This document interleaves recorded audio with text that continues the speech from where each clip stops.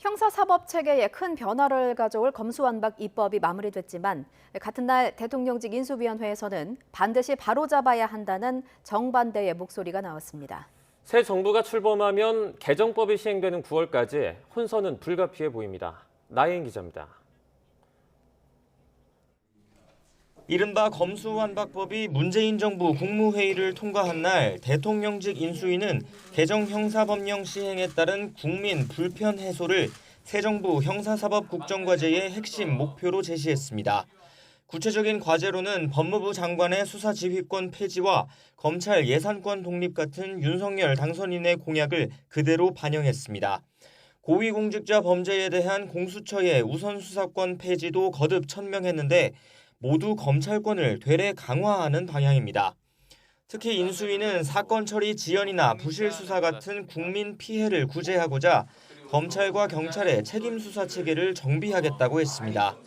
경찰은 경찰대로 독자적인 수사를 하되 보안 수사 단계에선 검찰의 직접 수사도 보장하겠다는 뜻으로 검수완박과는 취지가 정반대입니다. 국정과제를 직접 발표한 안철수 인수위원장은 아예 검경 수사권을 밑바닥부터 다시 정리해야 한다고 목소리를 높였습니다. 반드시 이것은 제대로 바로잡아야 됩니다. 지금 형태는 경찰의 모든 권한이 또 집중되는 형태가 되어 있습니다. 그럼 또 경찰 개혁은 또 어떻게 할 겁니까? 실제 개정 검찰청법과 형사소송법은 새 정부 출범 뒤인 오는 9월부터 시행됩니다. 부패와 경제범죄 등으로 규정된 검찰의 직접 수사 범위는 대통령령에서 구체적으로 정하게 돼 있어서 소관 부처인 법무부가 확대할 여지가 남아 있습니다. 대장동 사건이나 산업부 블랙리스트 의혹처럼 현재 검찰이 진행 중인 수사가 향후 넉 달 안에 끝나지 않았을 때 경찰로 넘겨야 하는지도 정리되지 않은 논란거리입니다.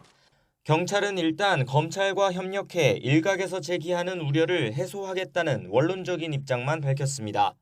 책임 수사 체제를 확립하고 수사 인력과 예산을 확충해 국민 불편을 최소화하겠다며 새 정부 국정 기조에도 발을 맞췄습니다.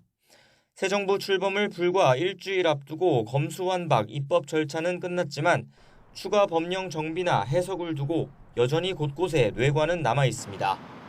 YTN 나인입니다.